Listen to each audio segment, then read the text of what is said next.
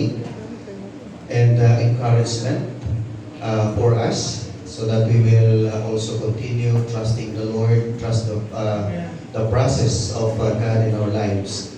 So thank you so much, Ma'am Sochi, right? Okay. Today I will be speaking in Taglish. I think this is the real challenge of every pastor to preach the sermon using two dialects, you know. So, but I ask the Lord for His guidance and leading, so that I can continue to deliver His message this morning. I'm just God's mouthpiece, but the Lord is indeed truly our speaker today. Amen. So good morning po sa ating lahat. No?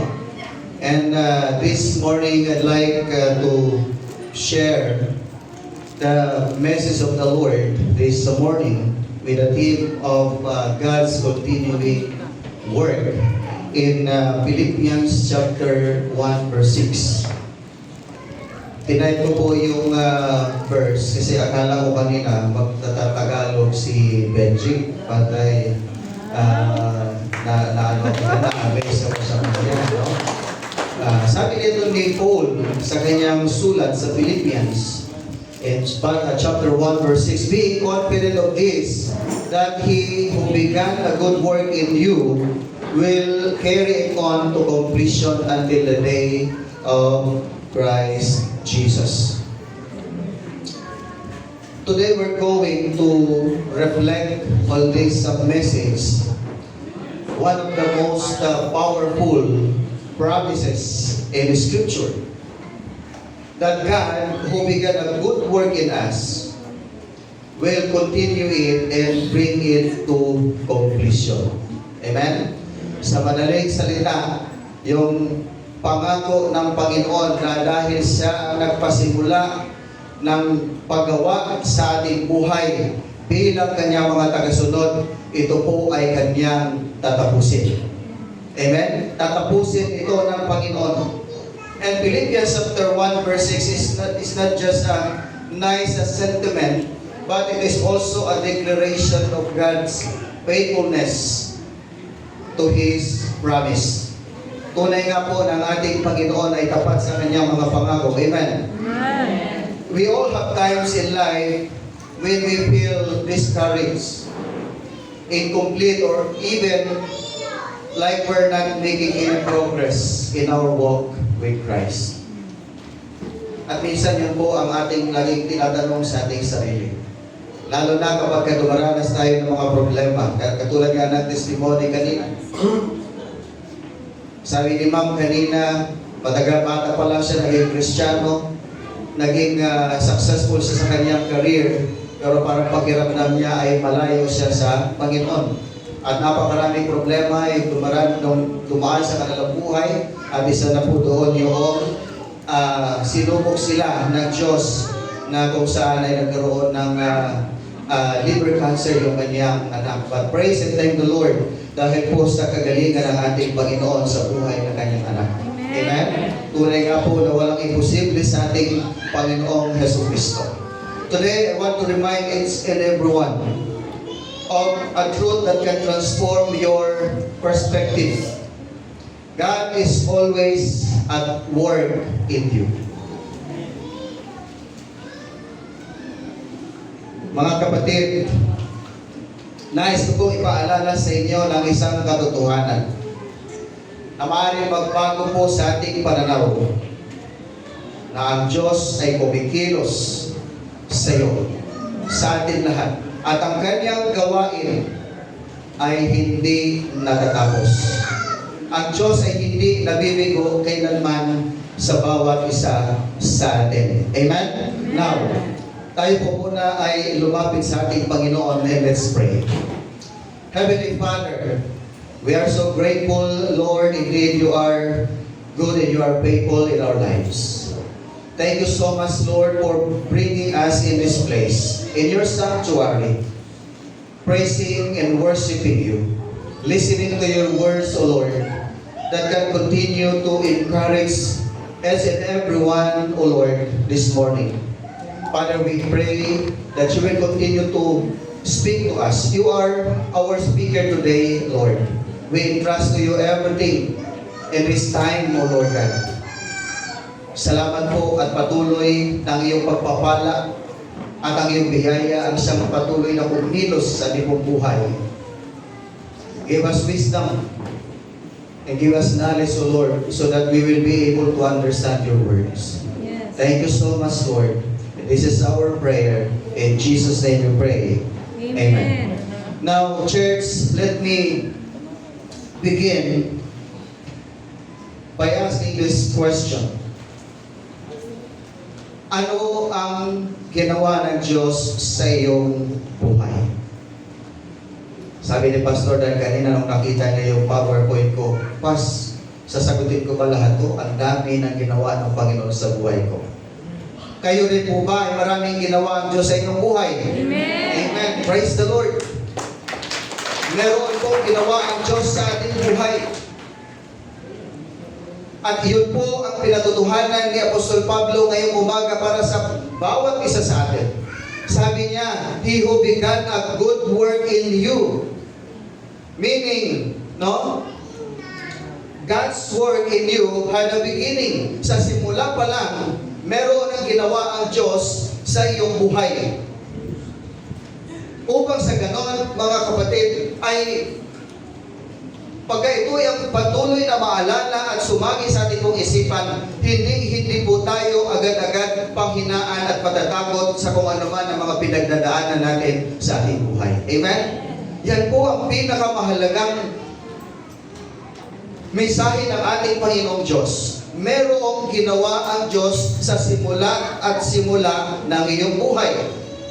Ano po ito? Salvation and spiritual growth. Lahat po ng yan ay nagmula sa ating Panginoon. Hindi po yan galing sa atin. Tayo po ay ililigtas ng ating Panginoong Jesucristo sa pamagitan ng kanyang pagkabayubay doon sa cross ng Kalbaryo. Subalit hindi po doon natatapos ang ating Panginoon yung kanyang ginagawa sa atin, sapagkat nais po ng Diyos na tayo po ay magkaroon ng spiritual na paglago habang tayo po ay sumusunod sa ating Panginoon. Amen? Yan po ay lahat gawain ng Panginoon. Hindi po yan gawain ng tao. Gawain lamang po yan ng Diyos. Walang ibang nagligtas sa atin kundi ang ating Panginoong Jesucristo. Kasi kaya siya rin po ang siya magpapalago ng ating pong spiritual na buhay upang tayo ay maglingkod sa ating Panginoon. But, church, naalala po ba ninyo? Do you remember when you were not a Christian? Naalala niyo po ba nung kayo ay hindi pa Kristiyano o hindi pa nakakilala sa ating Panginoon?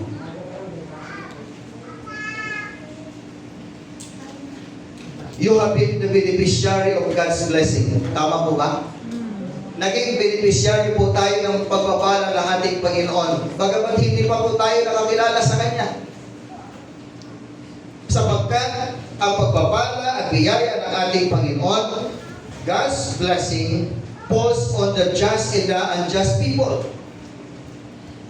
Hindi po dahil ang tao ay matuwid o matapat sa Panginoon, kaya tayo ay nakakaranas ng pagpapala noong hindi pa tayo nakakilala sa Kanya. Yun po ay dahil ang Diyos po natin ay mabuti at tapat sa atin. We are all surrounded by God's handiwork and wonders. Nararanasan po natin yun. Lahat po ng mga, tayo po ay napapaligiran ng mga gawa ng Diyos sa ating buhay. At maging yung mga kababalaghan. Katulad po ng testimony kanina. Kung sa tao po, pagka sinabing cancerous, ay parang 50-50 yung iba, pero karamihan po, hindi po sila nagtatagumpay. Hindi po sila tuluyang gumagaling. Pero alam po ninyo mga kapatid, but when we had a personal encounter with Jesus, when we became a Christian, there was a transformation in us. Amen? Believers had a special work of God. Meron pong ang mga mananampalataya. Dumudulas na yung aking salamin. Mukhang kailangan na ito ng kapalit.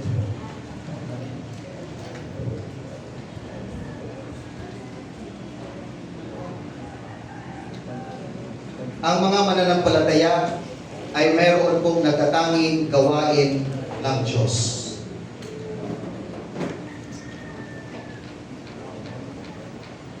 Ano po ang mga bagay na ito? A work of God's Spirit that brought conviction of sin.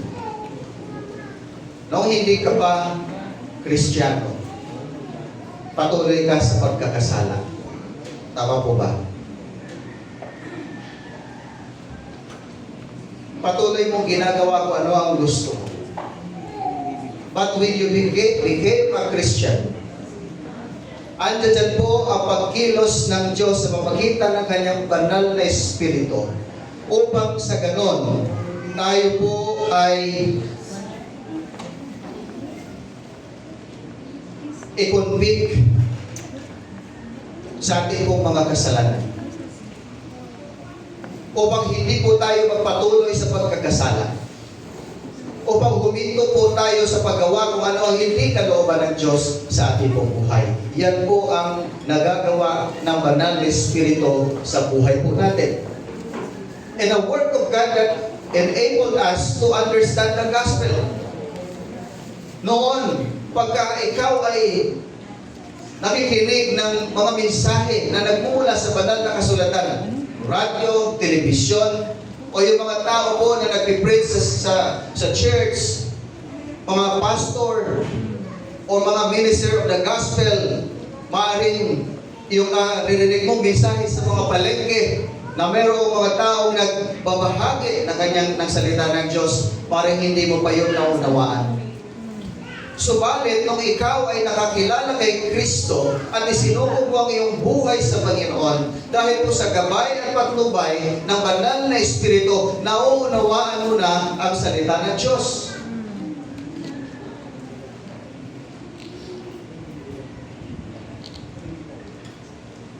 Marami pong nagpatutuo na hindi nila lubusang naunawaan ang salita ng Diyos.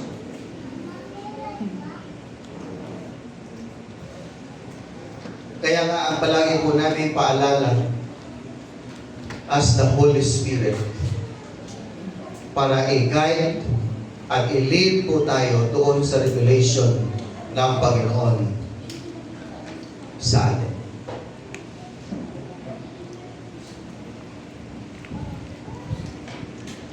And once na maunawaan natin ang salita ng Diyos, doon lamang kumikilos ng lubusan ang ating Panginoon at nagkakaroon ng pagbabago ang ating buhay. And the work of God that brought us to faith in Christ. Yung pagkilos ng Diyos sa ating buhay ang siyang nagdala sa atin sa pananampalataya kay Kristo. So noong hindi makita po natin yung ating pong kalagayan, noong hindi pa tayo nakakakilala kay Kristo, parang walang laman, walang direksyon ang buhay po natin. Pero nakakatanggap po tayo ng blessing galing sa ating Panginoon. Pero mas iba kapag ang isang tao ay nakakilala kay Kristo at merong magandang relasyon sa ating Panginoong Jesus. Sapagkat mararanasan niya ang mga bagay na ito sa kanyang buhay. Amen po ba? Amen.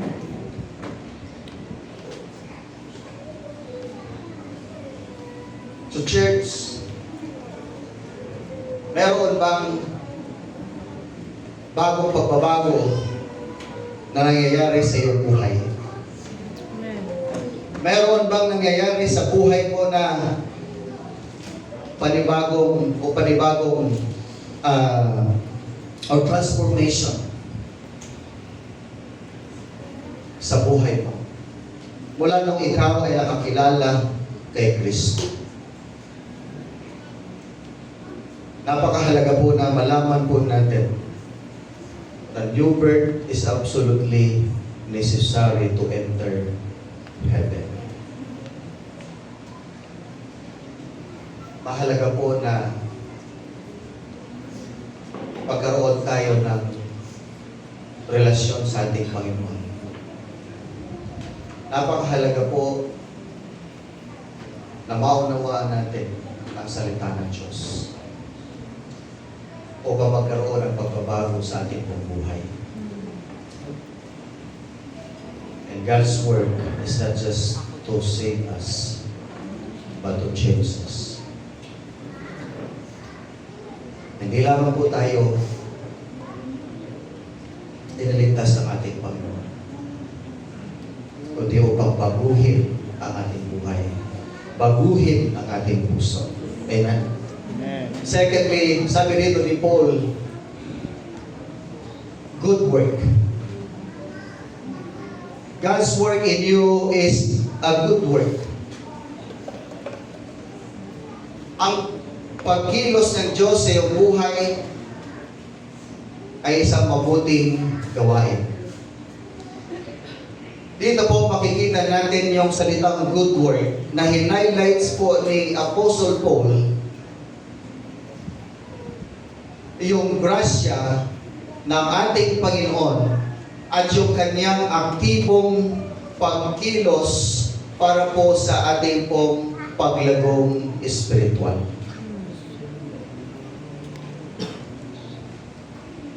So gumagawa ang Diyos sa ating buhay ng mabubuting gawa upang sa ganon tayo po ay lumago sa ating pananampalataya. Upang sa ganon yung habag at grasya ng ating Panginoon ay maisabuhay po natin.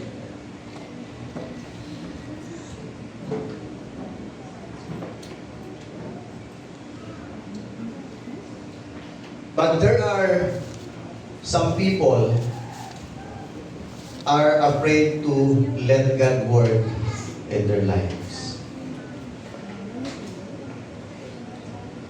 May mga tao po na natatakot sila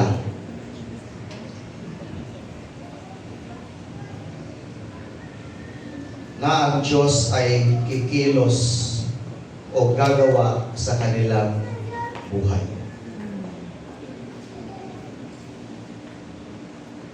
Bakit sila natatakot? They fear that He might embarrass them. Para sa ibang tao, pagka makilala nila si Kristo, pagka sumunod sila kay Kristo, ay parang mapapahiya sila.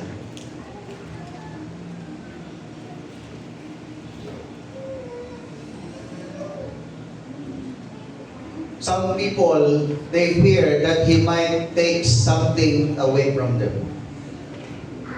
May mga tao na ayaw po sumunod kay Kristo dahil natatakot sila na baka maraming mawala sa kanila or aalisin sa kanila ng Diyos.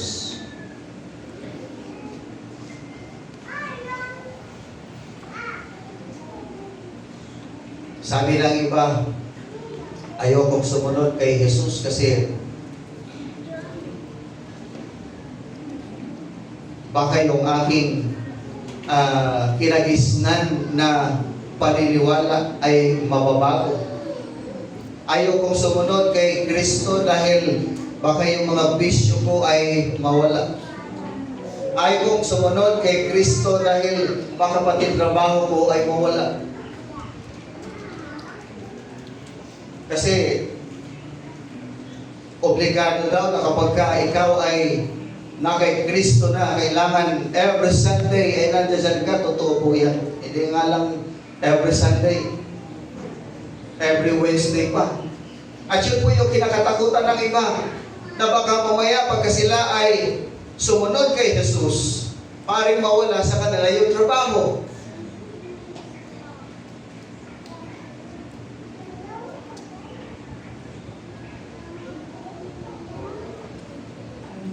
Yung iba ayaw nilang sumunod kay Jesus dahil baka maubusan sila ng finances.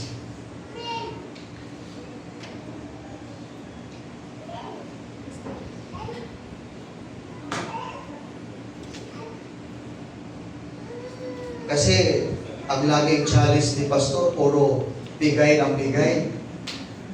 Ano? Wala man lang akong tatanggapin, wala man lang mensahe si Pastor na tatanggap lang ako ng tatanggap.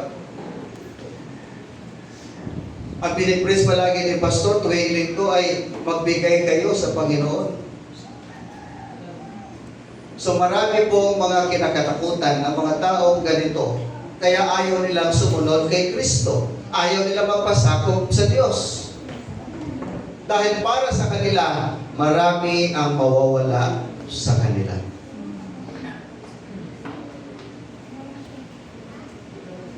They fear that they might become religious fanatics. Kaya yung isa pong patutuo sa atin ng isa sa kalalakihan po natin dito, mula daw noong siya ay nanumbalik sa Panginoon, nakilala niya si Jesus ng lubusan sa kanyang buhay.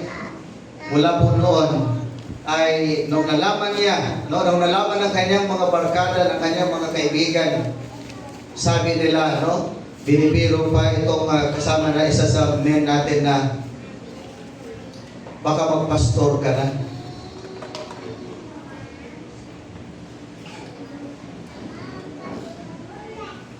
Hindi na siya mayayaya ng kanyang mga kaibigan na uminom.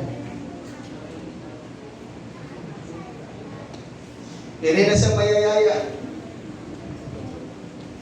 Kung yayain man siya,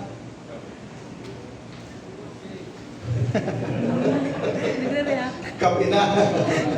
Yung nagyayaya sa kanya ngayon ay kape na ang inaalok. Hindi na alam. Ay, napakalalim ng Panginoon. Kala ko unti na lang. Alam ko ikaw eh. Ayaw po ng iba na magpasakop sa Diyos dahil ayaw nila magiging religious fanatics. Ayaw ko rin sa church kasi wala na silang ibang ginawa doon kundi samba na lang sila ng samba. Paano naman yung buhay ko? Paano naman yung hanap buhay ko? Paano naman yung pamilya ko?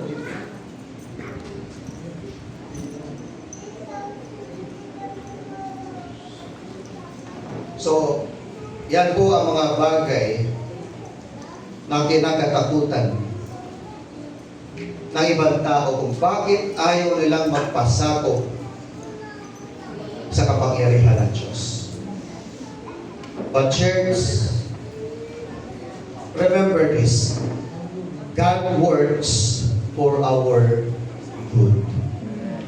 Ang Diyos po ay kumikilos, gumagawa sa ating buhay, hindi po para sa ating ikapapahamak, kundi ang Diyos po ay kumikilos, gumagawa sa ating buhay para po sa ating kabutihan. Amen? Ano ba ang ginawa ng Diyos sa ating buhay? Tayo po ay Kanyang iniligtas. Dahil ayaw ng Diyos na tayo po ay mapahamak, ang Panginoong Hesukristo ay gumawa ng kaparaanan doon po sa cross ng Kalbaryo upang sa ganon tayo po ay Kanyang iligtas at hindi po tayo mapahamak. Amen? Gumawa ang Diyos ng paraan para hindi tayo mapahamak. Kaya niya po tayo ay iniligtas. Kaya siya ay napako, nabayubay sa cross para iligtas tayo. At yan po ay good work ng ating Panginoon. Mabuting ginawa ng Diyos sa ating buhay. Amen po ba? Amen.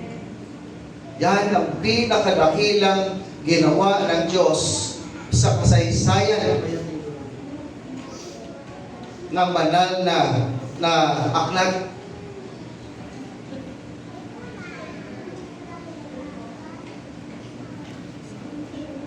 Ganon din po yung discipleship. Bakit mabuting gawa ito ng Panginoon? For us to grow. The reason why we have discipleship, a small group in the church, because God wants to His people, He wants us to be, to grow in our spiritual life. Yan ang nais ng Diyos. Ayaw ng Diyos na manatili tayo na nakaupo na lamang at magbubutas ng upuan. Subalit, ilang taon na tayo Kristiyano pero hindi pa po tayo lumalago. Bakit? Sapagkat ayaw natin ng discipleship. Ayaw po natin na mag-aral o lumalim sa pag-aaral ng salita ng Diyos para makilala natin ng lubusan ang ating Panginoon. Ang mabuting ginawa rin ng Diyos sa ating buhay is personal revival. Pagkakaroon ng pagbabago sa buhay po natin. Alam ko, marami po sa atin na nandito ngayon, naranasan po yung personal revival. Amen? Nagkaroon po ng personal na pagbabago ang ating buhay.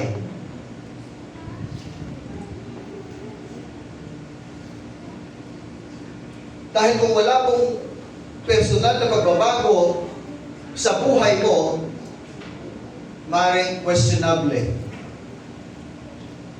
ang ating buhay Kristiyano.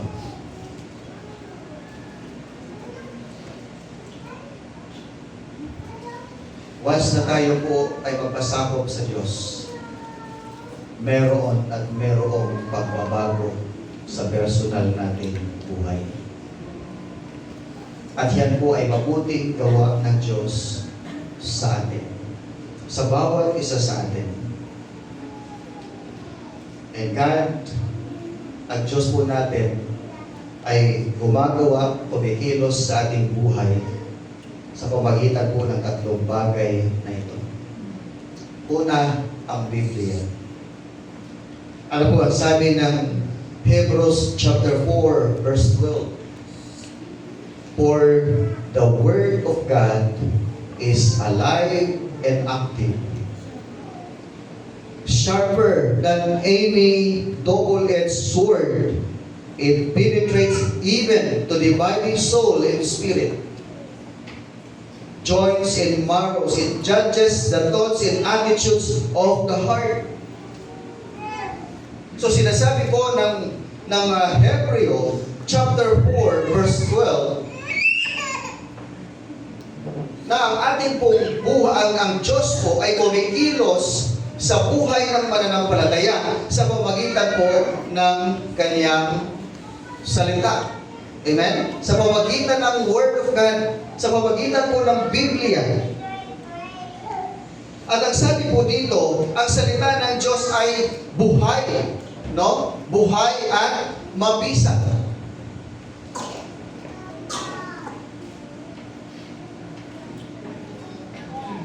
Kaya makikita po natin na once ng isang tao na nakipag-isa kay Kristo at hinahayaan ng Diyos na baguhin ang kanyang buhay, meron at meron na pagbabago na makikita sa buhay ng taong ito sapagkat ang salita ng Diyos ay pinatunayan na ito ay buhay at mabisa. Sabi pa dito, ito ay mas matalas kaysa alinmang tabak na sa magkabilay mayroong talim. Nakakita na po ba kayo ng tabak na mayroong magkabilang talim? Sa jungle? Jungle polo. No? Talagang napakatalas. At sabi dito, ito'y tumatagos maging sa kaibuturan ng kaluluwa at espiritu ng mga kasukasuan at buto at nakakaalam ng mga iniisip at binabalak ng tao. So mayroong pagbabago sa buhay ng isang tao kapag tayo po ay tinamaan ng salita ng Diyos. Amen? Amen. Pagka hindi po tayo, pag walang nabago sa ating buhay, kahit na matindi na yung impact ng salita ng Diyos, Ano po ang tawag doon? Manhid. No? Manhid po tayo. Hindi po natin hinahayaan na yung salita ng Diyos ay kumilos sa ating buhay. But once na ikaw ay nakapakinig ng salita ng Diyos, pagka ito ay nagkaroon ng impact sa iyong buhay, ito po ay merong pagbabago. Hindi lamang ikaw ang makakapansin, kundi maging iyong kapwa mo, mananampalataya, o yung ibang tao na nasa iyong kapaligiran. Ang buhay mo mismo ang siyang magsasalita para sa kanila. Upang sila rin po ay lumapit kay Jesus at magsuko ng kanilang buhay sa Panginoon dahil nakita nila kung gaano ka binago ng Panginoon. Amen?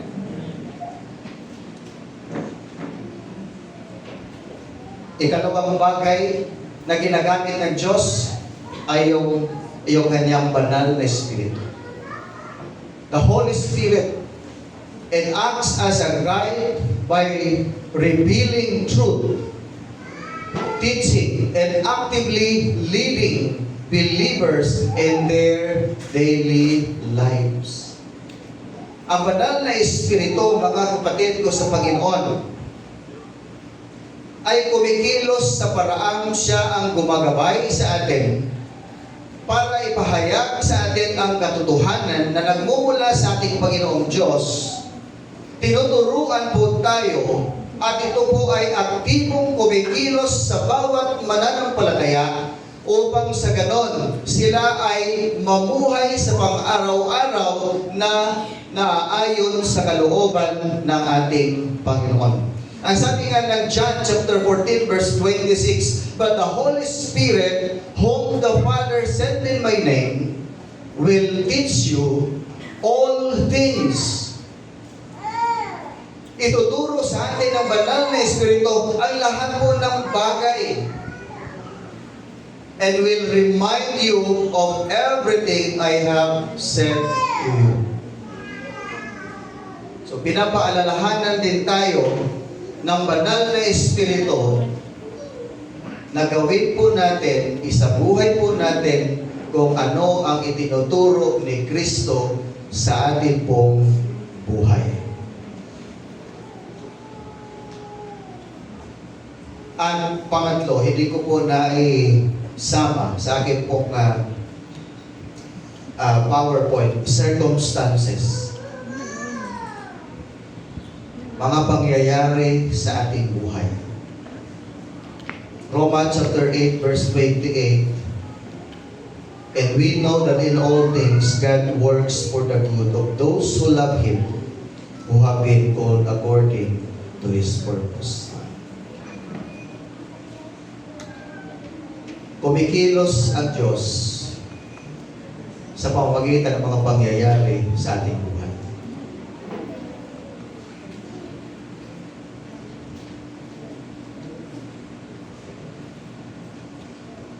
Ang ating pagsunod kay Jesus ay hindi po madali.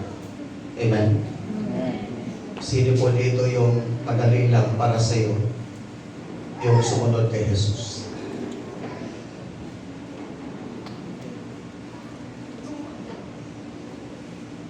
Diba sabi nga ng Panginoong Jesus, sa mundong ito, kayo ay makakaranas ng kabigatian.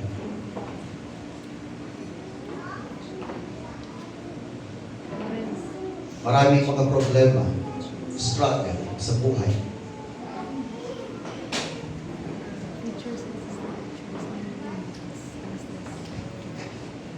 Noong Sunday, sabi pong Pastor's Fellowship, dahil yung aming pong supervisor ay nagkaroon lang siya ng short exhortation or encouragement. biniro ko po siya kasi pagkatapos niya magbigay ng encouragement sa amin, sabi niya mag-share kami ng aming mga struggle sa buhay bilang mga manggagawa ng Panginoon. So biniro ko siya dahil sa akin siya sabi ko, akala ko ako lang yung kausap ko.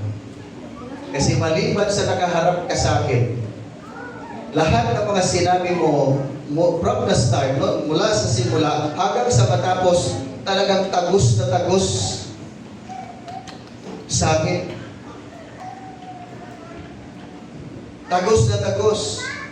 Pero noon pong mga nagsasalita na yung aking mga kapwa pastor, ganon at ganon din po yung kanilang mga nararanasan. Meaning to say, pastor ka man, ikaw man ay isang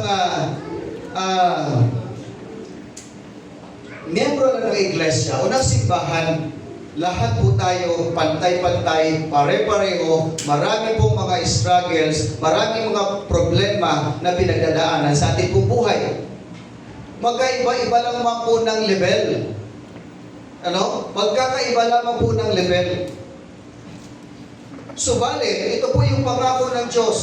Sabi niya sa Romans chapter 8 verse 28, and we know that in all things God works for the good of those who love Him. Sa madaling salita, yung pinagdadaanan mo kapatid, yung mga problema na pinagdadaanan mo sa iyong personal na buhay, sa iyong pamilya, sa iyong trabaho, o sa anumang career na meron kang mga struggles sa buhay, meron kang pinagdadaanan sa buhay, sinasabi po ng banal na salita ng ating Panginoon, we know that in all things God works for the good of those who love Him. Ibig sabihin, maganda man o pangit yung nangyayari sa iyong buhay, marami kang mga pagsubok sa buhay mo, ikaw man ay masaya, ikaw man ay nagagalak, yan po ay kailangang mangyari sa buhay natin, subalit makikita po natin ang kabutihan pa rin ng Diyos na kumikilos sa ating buhay. Amen? Hindi pa rin niya tayo iniiwan, hindi niya pa rin tayo pinababayaan. Patuloy po siyang nakatingin, nagmamatsyag sa kanyang mga anak, lalo na yung kanyang mga anak na tapat, na sumusunod at naglilingkod sa kanya. Amen? Kaya kapag ikaw ay nakakaranas ng problema sa iyong buhay, marami kang struggle, huwag mong sasabihin sa sarili mo, ito na yata ang katapusan ng buhay ko.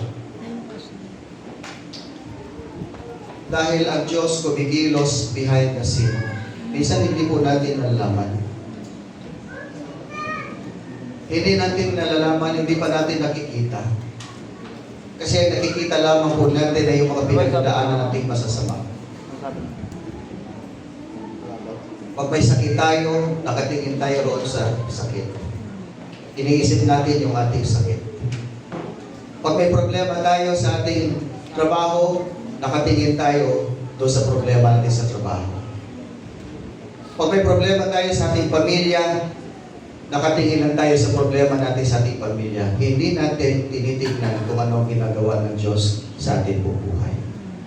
But church, I tell you, behind the scene, si Lord kumikilos, gumagawa sa buhay po natin. Amen.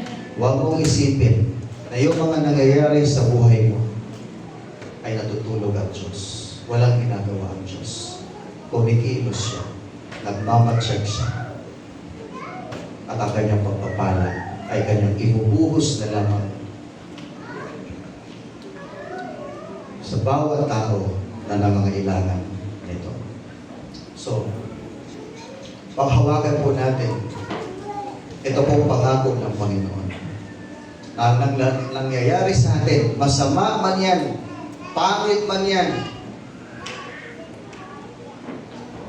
merong magandang plano ang Diyos. Para yan sa ating kabutihan. Amen? And lastly, sinabi ni Paul, when carried on to completion until the day of Christ Jesus. God's work in you is a continuing Word. Ang pagkilos ng Diyos sa iyong buhay ay nagpapatuloy. Ibig sabihin, hindi siya humihinto. Pag nakakaranas ka ng mga problema sa buhay, it doesn't mean na si Lord ay huminto na rin siya sa pagkilos sa buhay mo. It doesn't mean na hindi nakikita ng Diyos ang mga pinagdadaanan mo.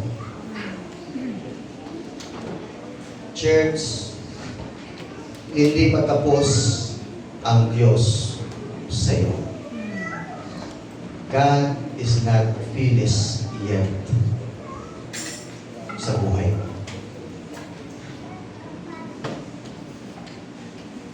Meron siyang ginagawa sa iyo. Hindi pa siya tapos. Never din siya huminto sa iyo. Never siya huminto sa iyo.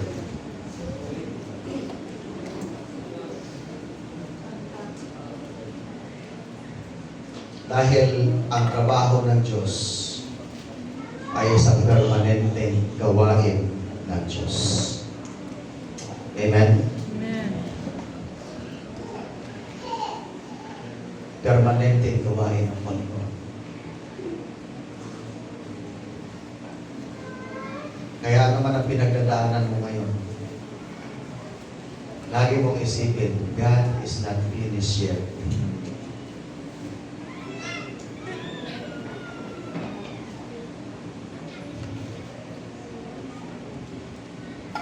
Dahil ang goal ng Panginoon Diyos sa ating buhay is to make you more like Jesus.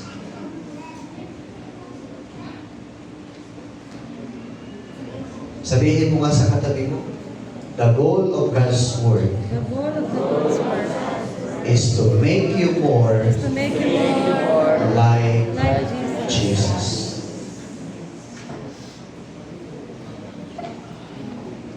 Yan ang nais ng Diyos na mangyari sa bawat sumusunod sa Kanya.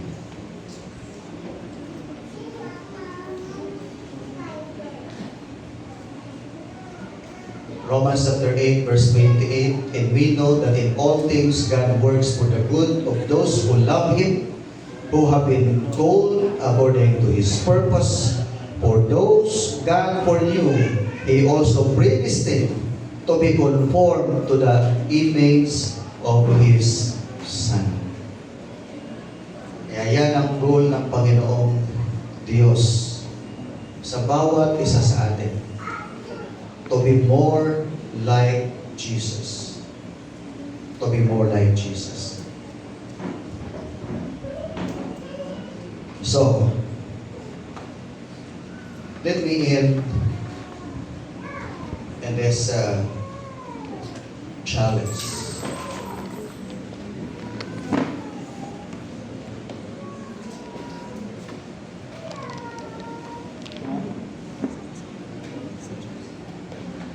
What does God need to do in you to accomplish His purpose?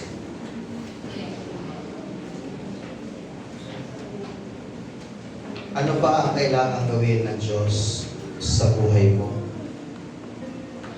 para mangyari kung ano ang pinakalayunin ng Diyos sa buhay mo? Church, recognize God's work in you and cooperate with Him.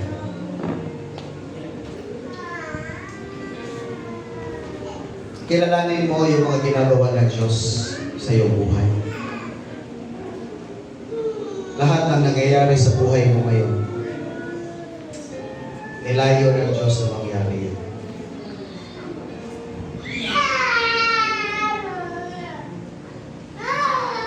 Hindi nangangahulugan na dahil marami kang pinagdadaanan sa buhay mo, sa personal, pamilya, trabaho, sa ministry.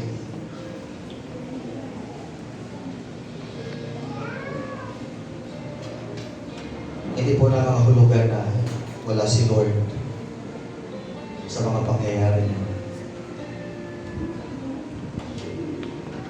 Ang kailangan mo lang gawin ay kilalanin mo na ang lahat ng iyon. Mabuti man o masama yung nangyayari sa iyo,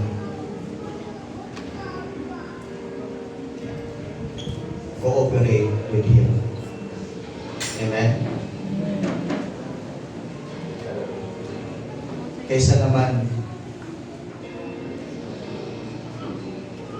maging hadlangan natin yung pagkilos ng Diyos sa ating buhay.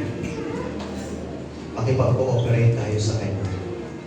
Makisama tayo sa Kanya. At hayaan po natin na ang buhay po natin, ang Diyos mismo, ang siyang mamumuna.